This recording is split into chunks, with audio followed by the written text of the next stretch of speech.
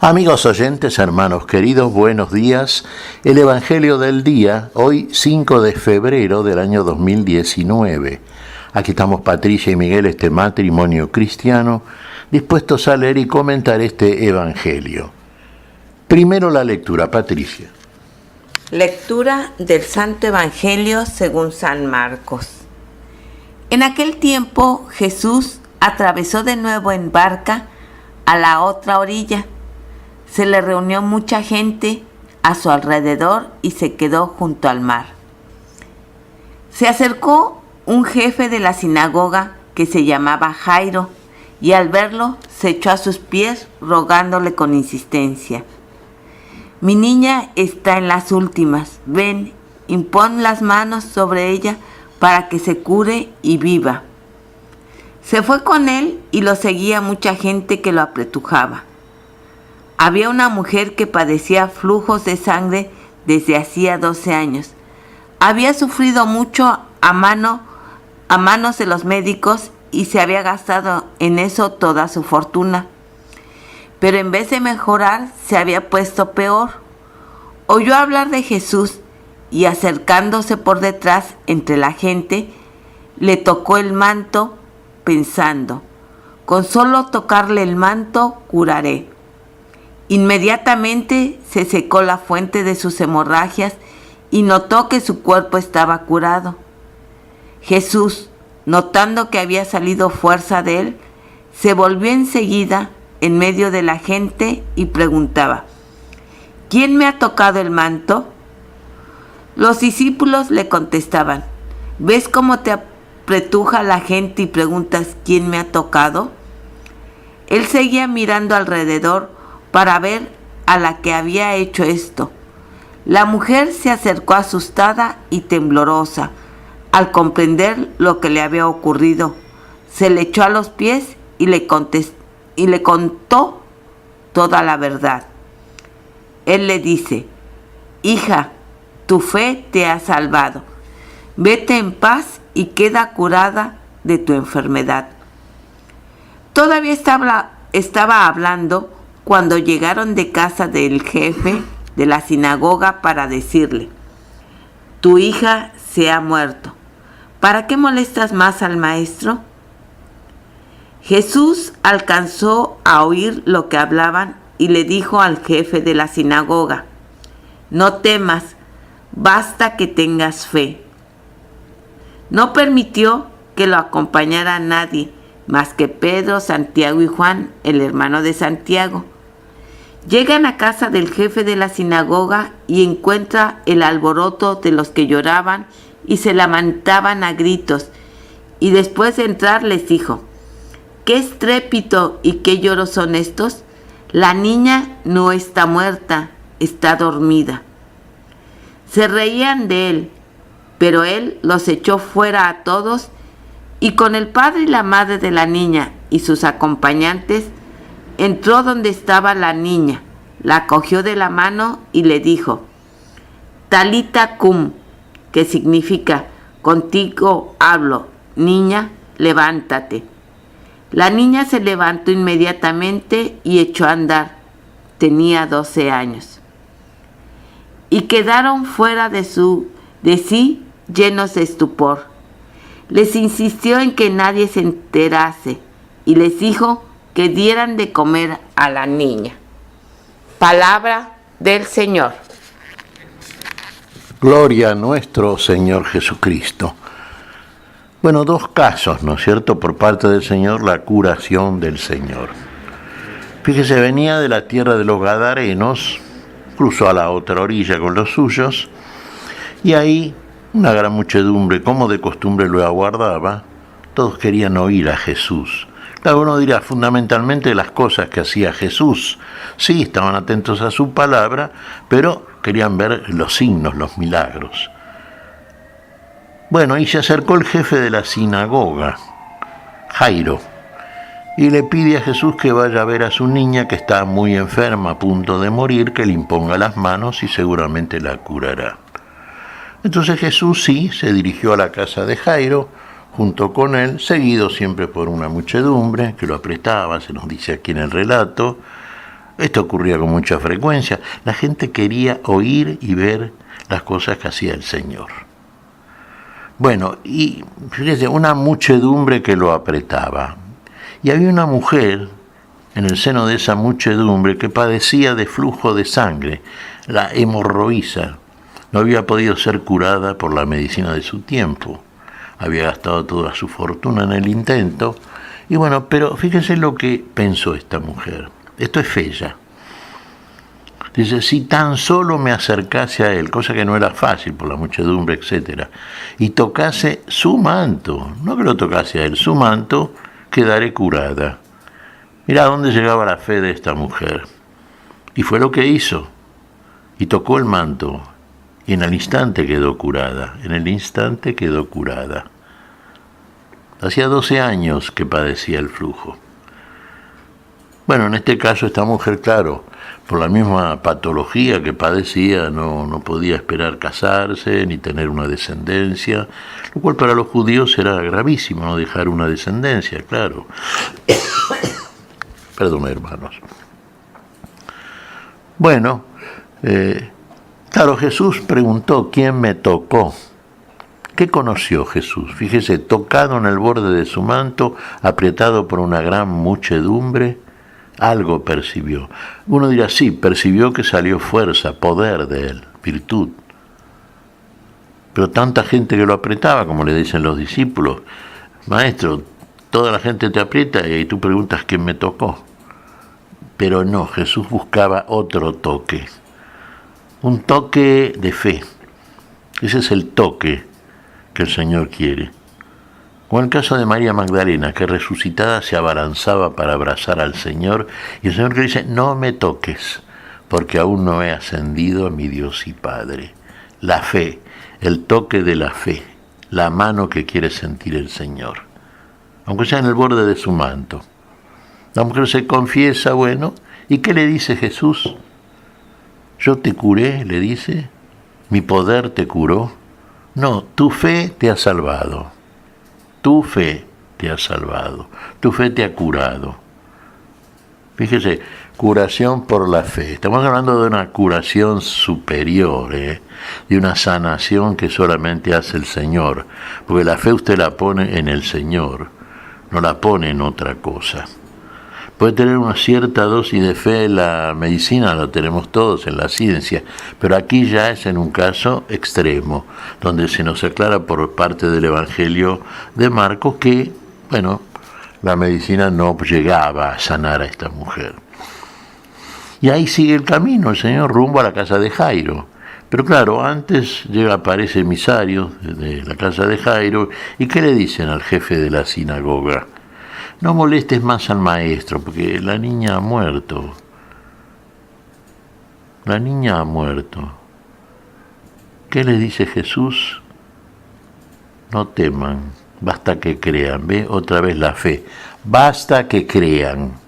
Basta que creas, le dice al jefe de la sinagoga. Y sigue su camino. Sigue rumbo al objetivo. Sigue para aniquilar la muerte y la incredulidad y sancionarla con la fe. Y llegan a la casa de Jairo, Gran alboroto, sí, llanto. ¿Qué? La niña ha muerto, le dicen a Jesús. ¿Y qué dice Jesús? La niña no ha muerto, duerme. Claro, se reían inclusive, fíjese, se burlaban, porque frente a una afirmación así, usted supóngase que está en un velorio velando a un muerto y de repente llega alguien que le dice que está durmiendo, no que está muerto.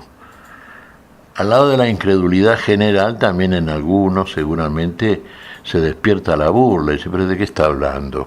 ¿Cómo que no está muerta? Así está acá muerta. Bueno, Jesús, prescindiendo de la burla y de la opinión de los quejosos, entra al cuarto de la niña, acompañado por los padres y por los 3 discípulos que llevaba consigo, que eran Juan, Pedro y Santiago. Fíjese, son siempre estos 3, ¿no es cierto?, lo que el Señor selecciona. Estaban presentes también en la transfiguración, por ejemplo, Juan, Pedro y Santiago. Los que serían después Pedro, el jefe del colegio apostólico, Juan el último de los apóstoles en recibir la revelación por parte del Señor, y Santiago el primer apóstol que murió mártir en Jerusalén. Estaba la niña en su lecho, y Jesús se dirige a ella y ¿qué le dice?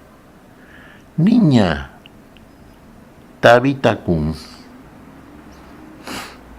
levántate. La tomó de la mano, la niña se levantó, se puso de pie y empezó a caminar. Y entonces la orden de Jesús, ¿qué fue? ¿Cuál fue? Ahora denle de comer. Ya está. Se curó. La curación que hace el Señor por fe. Tampoco esta niña, así en ese estado, claro, no podía casarse si estaba muerta, ¿no? Y tampoco había descendencia, y entonces era de 12 años la niña, 12. El número 12 es lo completo celestialmente, y es la pauta, el signo que nos da el Espíritu Santo para entender. Claro, la explicación de todos estos hechos tiene que ser de carácter espiritual porque están relatados desde una intencionalidad absolutamente espiritual. Para poder entenderlos, entonces hay que disponer del Espíritu de Dios. Hablamos de algo diferente siempre. Y entonces, ahí la niña, ya puesta de pie, ya puede caminar, iniciar el camino que la va a llevar a la plenitud de la vida. El verdadero camino va a ser verdaderamente descendencia. Y ya puede comer también. El alimento para el tránsito, naturalmente, para este recorrido del misterio de la vida. Usted come, ¿no? Después que ha sido levantado de su muerte espiritual, sí, claro. Usted, por ejemplo, cuando ha sido ya integrado, incorporado al cuerpo de la vida, conoce la palabra, ha sido bautizado, obedece la orden de su maestro, sabe que en él está la vida, que él es la vida, el autor de la vida. Ya su dormir en muerte no tiene sentido, usted se ha despertado, Tabita cum, levántate. Como le dijo a Lázaro, Lázaro, sal fuera. El sepulcro es lugar para los muertos, ¿no? Pero los que tocan la mano de Jesús ya no mueren, no están muertos, han sido revividos, resucitados. Así la niña también, la hija de Jairo. Por supuesto, se nos dice en el relato de Marcos el asombro general, la admiración, en cierto caso la incredulidad de ver un fenómeno de estas características, mueve sin duda al humano ojo, al asombro, a la incredulidad, muchas cosas. Pero lo conveniente en todos estos casos es entender estas cosas a la luz de la fe, desde el punto de vista espiritual. Así que es hora que nos levantemos nosotros también, porque el sueño ese que no es para la vida, el sueño que es para la muerte, no nos ayuda, Nos vamos a quedar dormidos, pero no en la vida. Tú que duermes, despierta, y te alumbrará Cristo. La mujer 12 años enferma, la niña era de 12 años. En ambos casos, la muerte enseñoreándose. En ambos casos, la vida aniquilando a la muerte. A la enfermedad y a la muerte. La fe. La fe de la hemorroísa, la fe del padre de la hija de Jairo, del jefe de la sinagoga. ¿Qué le dice a Jesús? Mi hija se está muriendo, imponle las manos y vivirá.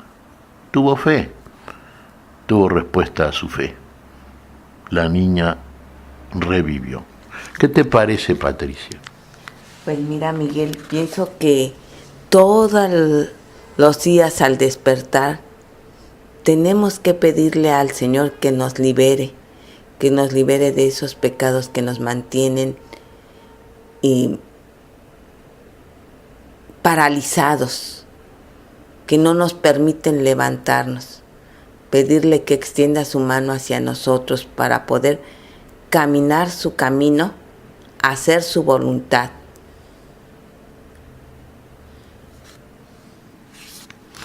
Y hacer su voluntad, exactamente, conforme a su voluntad.